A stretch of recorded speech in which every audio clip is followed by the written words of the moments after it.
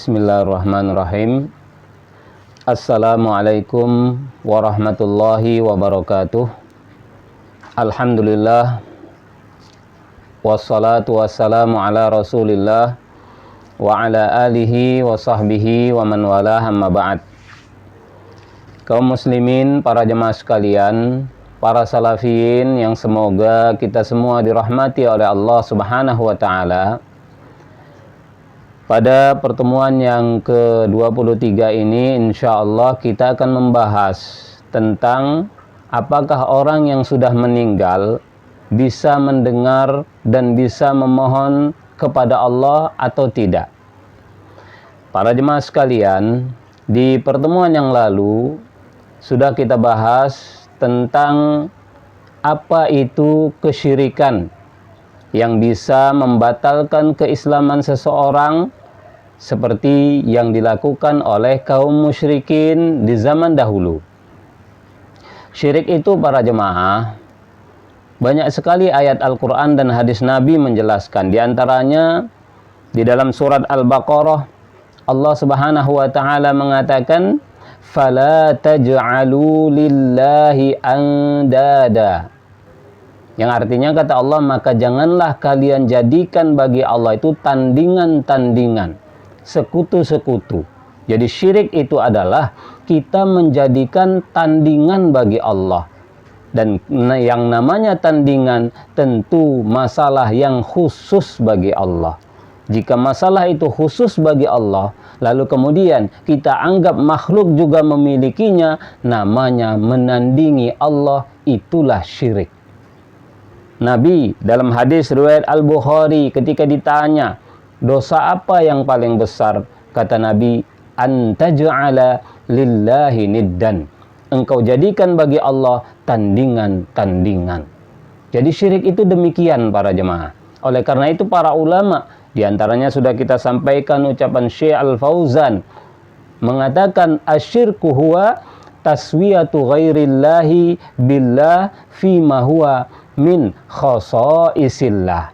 Menyamakan selain Allah dengan Allah. Dalam hal apa? Dalam hal yang khusus bagi Allah saja. Para jemaah sekalian, tolong dicatat, tolong diingat, syirik hanya masalah yang khusus bagi Allah saja. Kalau itu kita berikan ke makhluk, kita minta dari makhluk, maka itu namanya syirik yang bisa membatalkan keislaman. Selain itu tidak masuk kategori syirik sama sekali. Para jemaah, kalau bukan masalah yang khusus bagi Allah, makhluk diberi oleh Allah, maka tidak ada kaitannya dengan kesyirikan.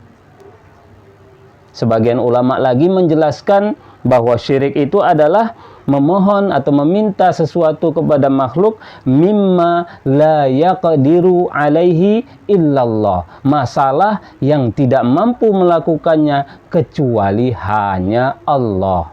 Begitu para jemaah. Jadi definisi ini sangat menentukan.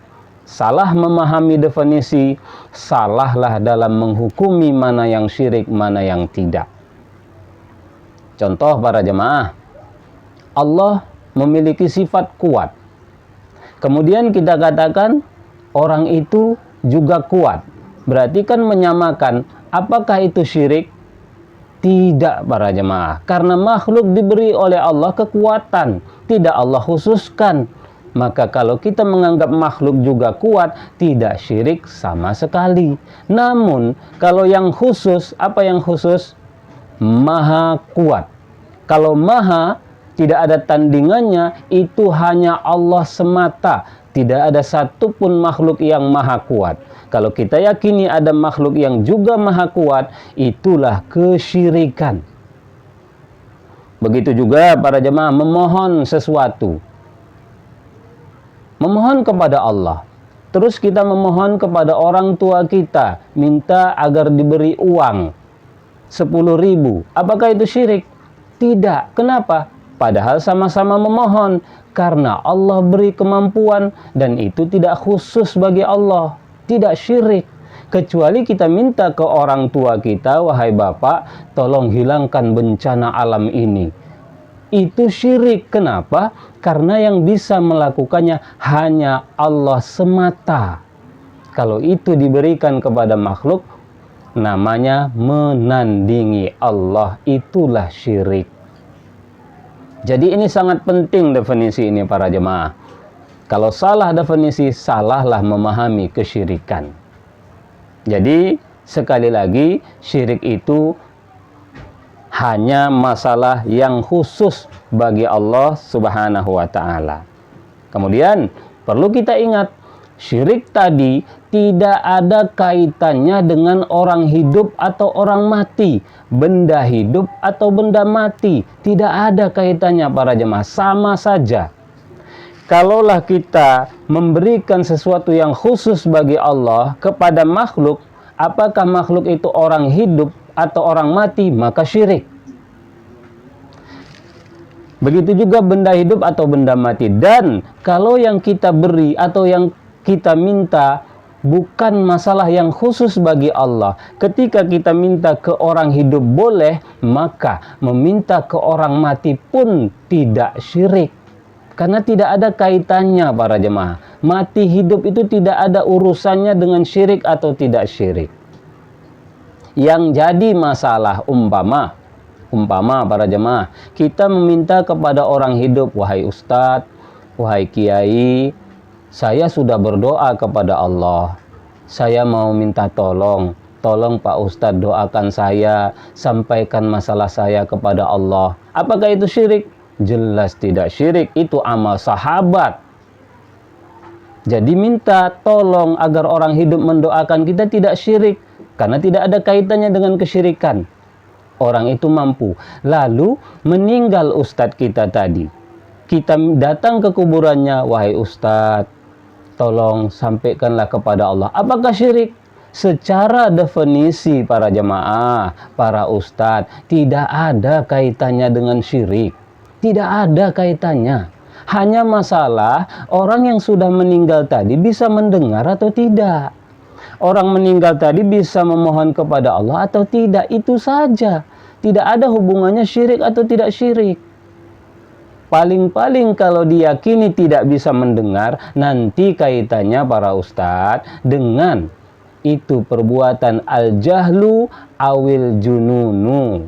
Diistilahkan dengan perbuatan kebodohan. Kalau diyakini tak bisa mendengar, kok Anda minta? Anda namanya bodoh. Atau Anda kurang waras.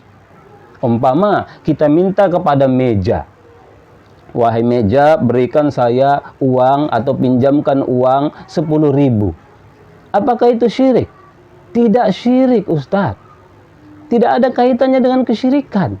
Karena memberi uang 10.000 itu makhluk bisa. Namun ini bendanya mati. Itu namanya al-jahlu awil jununu, kebodohan atau ketidakwarasan, bukan syirik. Kok benda yang tidak bisa apa-apa kamu minta? Kecuali minta ke meja itu, wahai meja, hilangkan bencana alam, nah itu baru syirik. Nah, sedangkan ke orang mati para ustadz, ternyata ulama berbeda pendapat. Ternyata sebagian mengatakan orang meninggal bisa mendengar dan bisa memohon kepada Allah, sebagian mengatakan tidak. Dan pendapat yang mengatakan bisa mendengar sangat-sangat kuat.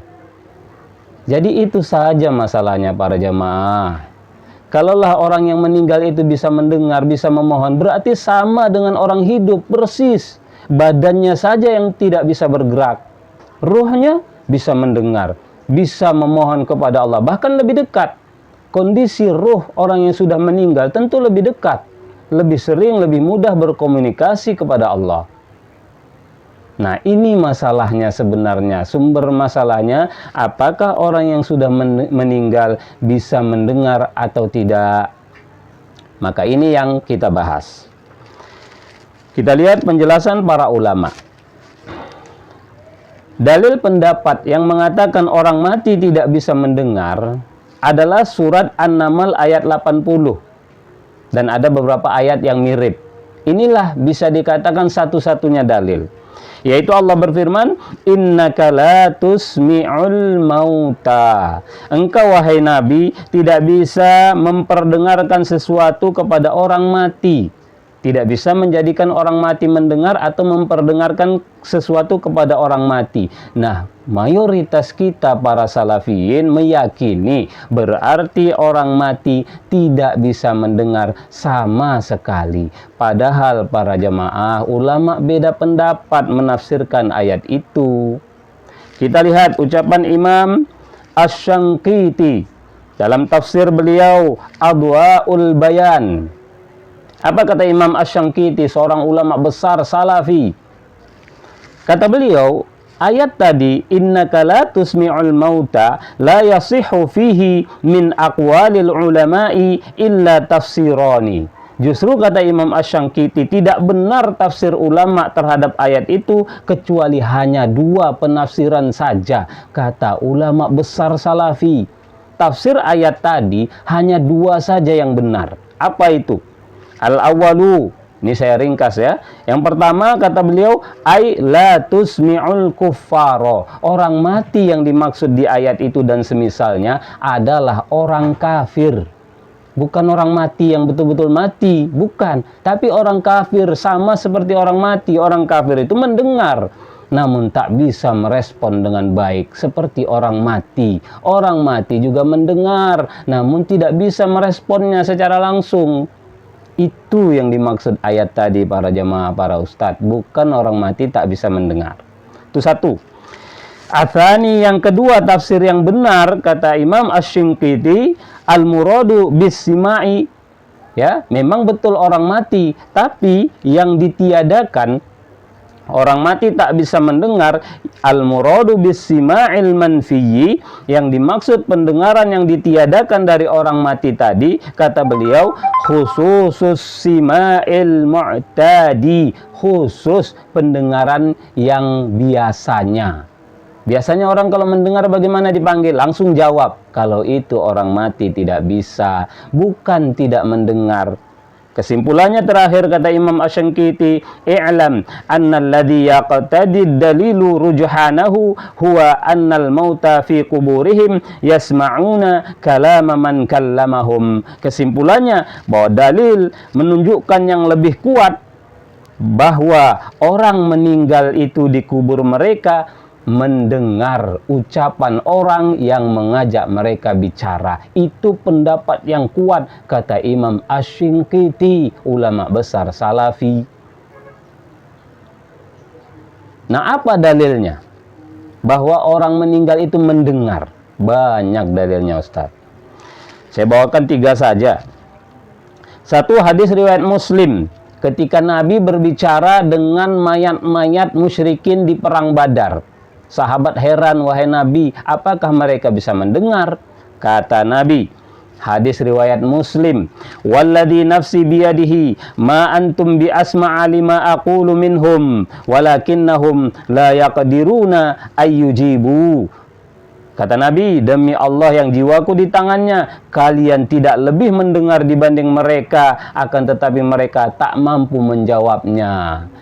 Jadi mayat-mayat Abu Jahal dan lain sebagainya itu mereka mendengar, namun tak bisa menjawab langsung. Itu dalil pertama. Dalil kedua, hadis Muslim juga. Nabi bersabda, innal mayyita idza wudi'a fi qabrihi innahu la yasma'u khafqa ni'alihim idzan sarafu. Sesungguhnya orang meninggal itu jika telah dimasukkan ke dalam kuburnya, dia akan mendengar suara langkah kaki atau suara sandal orang yang menguburkannya ketika mereka pulang. Artinya kata Nabi, setelah mayit dikubur, mayit itu mendengar langkah kaki orang yang meninggalkannya. Jadi mayit mendengar. Tentu ruhnya para jemaah, ruh mayit itu mendengar. Yang ketiga, hadis riwayat Muslim juga bahwa Nabi mengajarkan doa ziarah kubur, yaitu Assalamualaikum ahlad diyari minal mu'minin wal muslimin wa inna insyaallahu bikum lalahikun, dan seterusnya. Hadis riwayat Muslim. Nabi ajarkan doa kalau masuk atau menziarahi kubur, ucapkan salam. Keselamatan untuk kalian wahai penghuni kubur, dari kaum mukminin, dari kaum muslimin, sesungguhnya kami akan menyusul kalian. para jemaah. Dari 3 dalil ini, para ulama diantaranya Imam Asy-Syinkiti tadi mengatakan bahwa mayit orang meninggal itu mendengar, bisa mendengar. Kita lihat penjelasan Syekhul Islam Ibnu Taimiyah. Syekhul Islam Ibnu Taimiyah dalam kitab beliau Majmu' al-Fatawa, beliau ditanya, halil mayyitu yasma'u kalama zairih, apakah mayit itu mendengar ucapan orang yang menziarahinya? Fa'ajaba Syekhul Islam Ibnu Taimiyah menjawab, na'am yasma'ul mayyitu fil jumlati kama thabata fis sahihaini, ya, mayit itu mendengar secara umum sebagaimana telah tetap riwayatnya dalam sahihain Bukhari Muslim. Imam Ibnu Taimiyah membawakan 3 dalil tadi. 3 dalil tadilah menjadi dalil, kata Syekhul Islam Ibnu Taimiyah, bahwa mayit orang meninggal itu mendengar. Memang ulama berbeda pendapat, para ustadz, para jemaah, maka mari berlapang dada. Antum yang yakin tidak mendengar, maka jangan minta, jangan berdoa di kuburan. Namanya al-jahlu, namanya itu kebodohan. Nggak bisa mendengar kok diminta agar berdoa. Tapi kaum muslimin meyakini mendengar, dan ini pendapat yang sangat kuat. Di antaranya pendapat Syekhul Islam Ibnu Taimiyah. Ketika beliau membawakan dalil ketiga tadi, ucapan ziarah kubur assalamualaikum tadi, ahlad diyar, kata Syekhul Islam Ibnu Taimiyah, fahadha khitabun lahum. Dalam kitab beliau Majmu' al-Fatawa, ini berarti mengajak bicara mayit. Wa innama yukhatabu man yasma', dan yang diajak bicara itu adalah orang yang mendengar. Jadi orang meninggal itu mendengar, maka diucapkan salam. Kalau nggak mendengar, nggak perlu diucapkan salam. Itu menurut Syekhul Islam Ibnu Taimiyah. Namun masalahnya, bedanya, kata beliau, wahadas sam'u sam'u idrakin laisa yatarattabu alaihi jaza. Namun pendengaran ini bentuknya pengetahuan. Artinya si mayit itu mendengar, tahu dia apa yang kita ucapkan. Dan dia tidak bisa membalas langsung. Itu masalahnya, para jemaah. Kalau membalas di alam kuburnya bisa. Dia bisa berbicara, bisa menjawab salam. Jadi salam kita itu dijawab oleh mayit. Tapi di alam kubur, di alam ruh, alam barzakh, tidak bisa kita mendengar jawabannya. Tidak seperti orang hidup. Itu saja bedanya. Nah, demikianlah para jemaah. Jadi orang meninggal, apalagi orang soleh, menurut pendapat yang sangat kuat, bisa mendengar dan bisa memohon kepada Allah. Banyak sekali dalilnya para jemaah dari Al-Quran dan hadis. Orang meninggal itu bisa berkomunikasi kepada Allah. Banyak sekali dalilnya. Tentang orang meninggal ingin membayar zakat, ingin bersedekah. Itu kan minta dihidupkan ke dunia. Fa'as-saddaqa wa akum minas solihin. Aku akan bersedekah, katanya. Artinya, orang mati tadi bisa berdoa, memohon kepada Allah, minta dia. Dan banyak dalilnya, Ustaz. Di antaranya hadis riwayat Ibnu Majah. Hadis sahih. Riwayat Ibnu Majah. Ketika sahabat Abdullah bin Amr meninggal di perang Uhud, bapaknya sahabat Jabir. Nabi tanya kepada Jabir, wahai Jabir, apakah mau engkau kuberitahu apa yang Allah katakan kepada bapakmu? Kata sahabat Jabir, mau wahai Rasul. Kemudian Rasul bercerita, ternyata sahabat Abdullah bin Amr, bapaknya sahabat Jabir itu minta ke Allah agar balik lagi ke dunia. Lihat, orang meninggal itu, para jamaah, bisa berdoa, memohon kepada Allah di alam kubur. Minta balik ke dunia agar perang lagi, mati lagi. Kata Allah, kalau itu tidak bisa, orang mati tidak bisa balik lagi ke dunia. Kemudian kata bapaknya Jabir yang sudah meninggal, minta ke Allah, ya Rabbi fa'abligh man warai. Kalau begitu ya Allah, sampaikan kondisiku ini kepada orang yang di belakangku yang belum menyusul, yang masih hidup di dunia. Kemudian turunlah ayat, wala tahsabannal ladzina qutilu fi sabilillahi amwata, dan seterusnya. Jangan kalian menyangka orang yang mati di jalan Allah itu mati, akan tetapi mereka hidup, dan seterusnya. Hadis riwayat Ibnu Majah. Artinya, sekali lagi para jamaah, orang yang meninggal itu, apalagi orang soleh, mendengar. doa orang yang menziarahinya, ucapan orang yang menziarahinya, dan dia bisa juga berdoa ke Allah memohon. Berarti orang meninggal itu, para jamaah, sama persis seperti orang hidup. Kita minta ke orang hidup, ke ustadz, ke kiai, ustadz, kiai tolong doakan saya, boleh. Berarti minta kepada ustadz, kiai yang sudah meninggal karena juga bisa mendengar dan berdoa, berarti juga boleh, ustadz. Dan nggak ada sedikit pun kaitannya dengan definisi syirik tadi, nggak ada. Karena yang diminta bukan perkara yang khusus bagi Allah. Minta didoakan, minta disampaikan kepada Allah. Kok jadi syirik? Sedangkan kaum musyrikin jahiliyah sama sekali tidak seperti itu.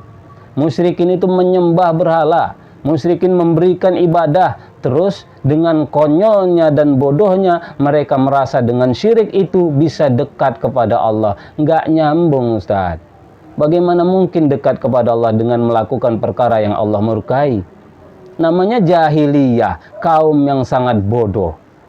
Sedangkan umat Islam tidak seperti itu.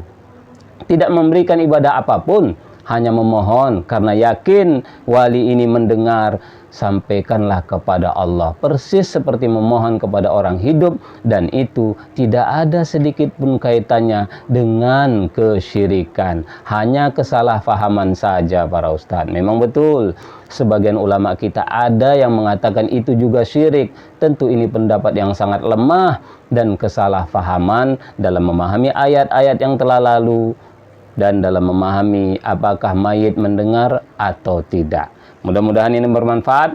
Adapun dalil lengkapnya dan langsung praktek salaf atau pengakuan ulama-ulama salaf, ulama ahlus sunnah, insya Allah akan kita bahas di pertemuan yang akan datang. Semoga ini bermanfaat. Allahu a'lam bissawab. Assalamualaikum warahmatullahi wabarakatuh.